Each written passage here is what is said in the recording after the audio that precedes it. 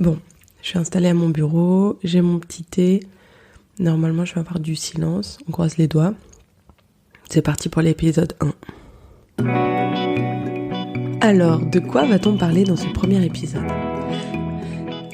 Tu le sais, avoir un podcast, c'est un peu comme courir un marathon. Il faut savoir tenir la durée et garder la motivation épisode après épisode. Il y a aussi beaucoup de tâches à accomplir entre l'idée d'un épisode, le fait de l'enregistrer, de le produire, de le monter, de le publier, de communiquer pour qu'enfin il arrive dans les oreilles des auditeurs et des auditrices que tu vises. Le problème, c'est que souvent, on arrive un peu en bout de course, complètement crevé, et la communication passe à la trappe, ou on a oublié de produire les visuels. Et un des risques, c'est que, à force, le découragement nous guette et qu'on s'arrête plus tôt que prévu. Et ça, c'est bien dommage. Une des solutions à cette situation, c'est d'améliorer un petit peu son organisation. Et j'avais envie de partager avec toi 4 étapes que moi j'ai appliquées moi-même sur mon propre podcast et aussi que je partage avec les podcasteurs et podcasteuses que j'accompagne, et aussi 3 astuces en fin d'épisode qui te permettront d'aller encore un peu plus loin.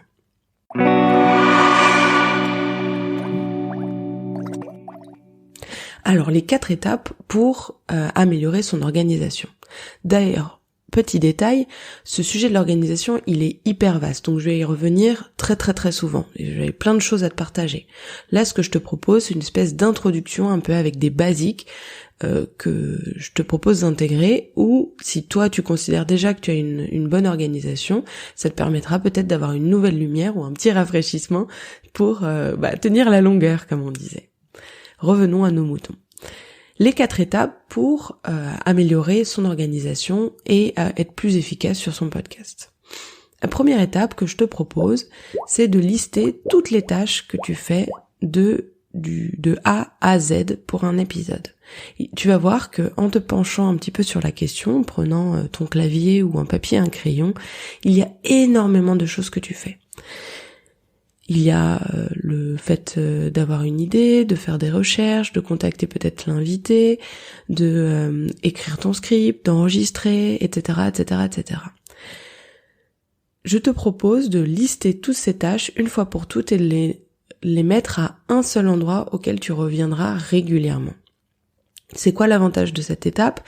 C'est que ça te permet déjà d'avoir une vision complète de tout ton processus de création, et en plus, si tu l'as noté ce processus à un endroit et que tu peux y revenir, ça te servira de pense-bête et ça te permettra de ne pas oublier d'étapes la prochaine fois que tu te lanceras dans un nouvel épisode. Du coup, moins de charge mentale et moins le sentiment de courir comme un hamster dans sa roue en sachant pas quelle est la prochaine étape qu'on va devoir accomplir.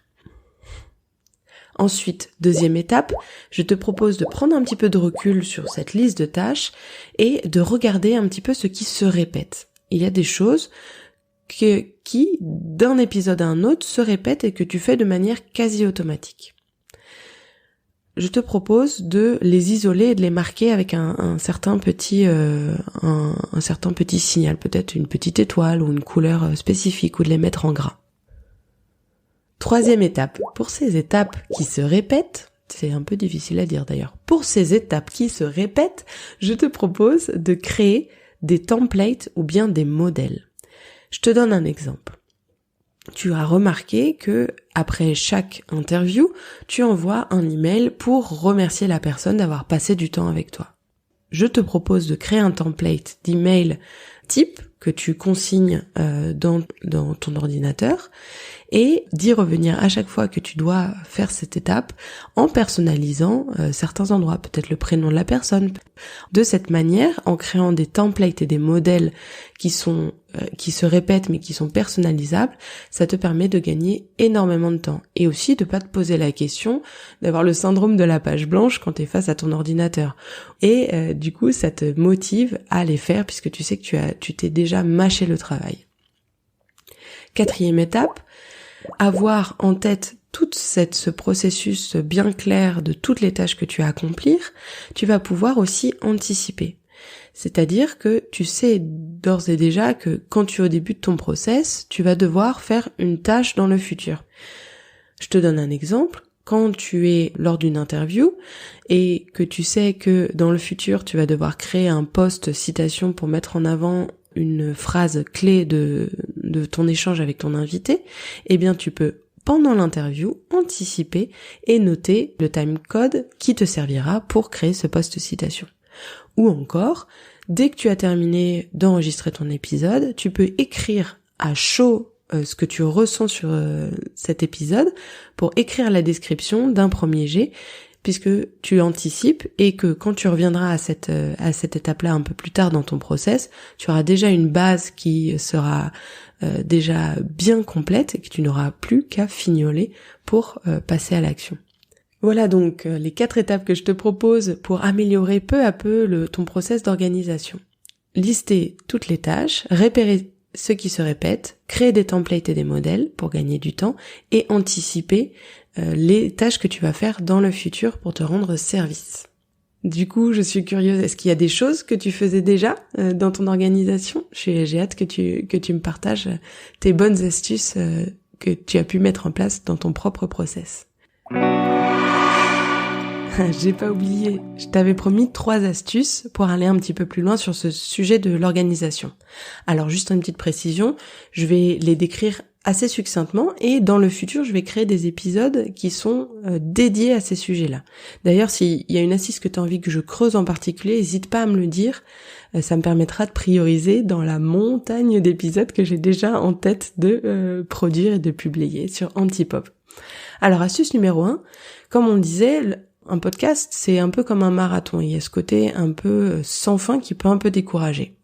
Moi, ce que j'ai voulu mettre en place pour Antipop et ce qui m'a beaucoup motivée, c'est de considérer que mon podcast, il avait un début et une fin. Dès le début d'Antipop, j'ai annoncé que ma saison 1 serait composée de 8 épisodes. Et donc ça me permet de considérer mon podcast un petit peu comme un projet. C'est un peu mon expérience de chef de projet en agence qui revient. Mais au moins, j'ai un début, j'ai une fin, je vois la ligne d'arrivée qui se rapproche et au fur et à mesure des épisodes que je crée, et je garde la motivation et j'ai une vision assez claire de toutes les tâches que je dois accomplir pour arriver à la fin. Une fois que je serai arrivée à la fin de ces 8 épisodes, peut-être que j'aurai la motivation pour recourir quelques kilomètres et produire peut-être 1 ou 2 ou 3 épisodes supplémentaires, mais au moins j'aurai le sentiment du devoir accompli, j'aurai le sentiment d'avoir accompli quelque chose, un objectif que je m'étais fixé, et ça fait beaucoup de bien.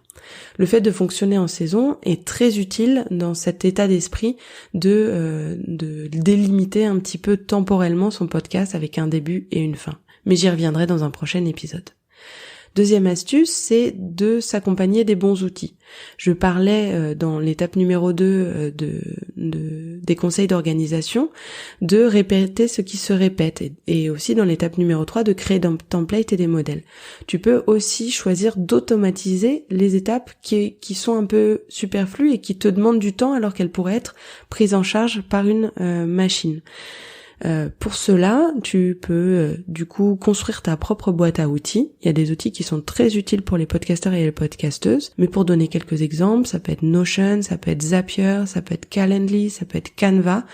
Et d'ailleurs, on va y consacrer un épisode entier où j'ai demandé à des podcasteuses de partager l'outil qui leur avait facilité la vie. Donc tu vas avoir plein de conseils très concrets à appliquer sur ta propre organisation. Et en testant ces outils, t'es pas obligé d'aller chercher très très loin, mais en testant ces outils, en choisissant les quelques outils qui te conviennent, ça te permettra aussi de te faciliter la vie et de gagner du temps. Enfin, la troisième astuce, ce n'est pas tout à fait une, c'est plus un état d'esprit. Voilà, tu sens que ton organisation, elle est un peu débordée en ce moment parce que à côté de ton podcast, t'as une vie, t'as peut-être une famille, t'as des amis, t'as des activités, t'as un travail, et parfois il y a un trop-plein. Et hésite pas à souffler un coup et te dire c'est temporaire, c'est une zone d'embouteillage pour moi, pour mon agenda, et tu peux l'annoncer à tes auditeurs et tes auditrices. Malgré toute la bonne volonté du monde que j'ai à bien m'organiser, la semaine prochaine, je vais pas pouvoir publier un épisode. Faire preuve de transparence, de pédagogie, pourquoi pas dans un post ou dans un petit épisode capsule, ça te permettra déjà de partager ta situation. Je suis sûre que tu auras en retour des messages de soutien, des messages de compréhension qui te déculpabiliseront très vite. Et puis, même si tu publies rien, tu peux par exemple rediffuser un ancien épisode, tu peux faire un petit message hyper court, un petit message de service pour dire un peu de ce que tu vis en ce moment. Et une fois que cet embouteillage sera terminé, tu reprendras ton organisation telle que tu l'avais pensée. Voilà pour cet épisode avec quelques conseils très concrets pour te sentir plus à l'aise dans l'organisation autour de ton podcast. Si tu as envie d'aller plus loin, j'ai 2 propositions pour toi. Déjà, écouter le prochain épisode où les podcasteuses de la communauté EcoFactory partageront ces outils qui leur ont facilité la vie. J'ai hâte d'avoir ton avis sur les conseils qu'elles partagent.